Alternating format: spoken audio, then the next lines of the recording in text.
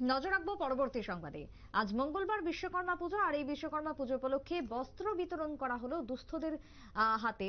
মঙ্গলবার ভারতীয় মজদুর সংঘের পক্ষ থেকে, বাস মালিক সংঘ, অটোরিকশা, বাস জিপ চালক সংঘ, নাগেরজলা শাখার পক্ষ থেকে আজকের এই আয়োজন, যেখানে এলাকার লোকজন দুস্থদের মধ্যে বিশেষ করে বিতরণ করা হলো বস্ত্র সামগ্রী। উপস্থিত ছিলেন তপন কুমার দে, জেনারেল সেক্রেটারি ভারতীয় মজদুর সংঘের পক্ষ থেকে, এবং তার সাথে জেলা সভাধিপতি বলাই গোস্বামী ছিলেন উপস্থিত। কি বক্তব্য উঠে আসছে আজকের এই আয়োজন ঘিরে, শুনুন।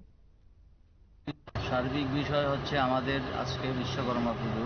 সারা ভারতবর্ষব্যাপী শিল্পপ্রেমী, কর্মপ্রিয় মানুষ যারা আছেন প্রত্যেকে আজকে বিশ্বকর্মা পূজা করছেন।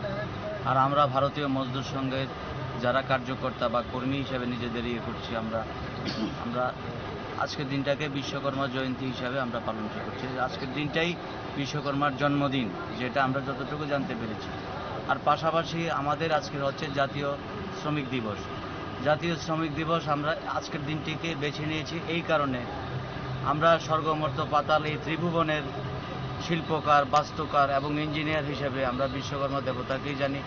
আর আমাদের সনাতনী ভারতে আমরা যে কাজটাই করি না কেন, যে শিল্পটাই আমরা করি না কেন, তাতে বিশ্বকর্মার আশীর্বাদ বা বিশ্বকর্মার অবদান বলেই আমরা এটাকে মেনে কাজ করি। তার জন্য আজকের দিনটা আমরা সারা ভারতবর্ষে জাতীয় শ্রম দিবস হিসাবে পালন করে থাকি। ধন্যবাদ।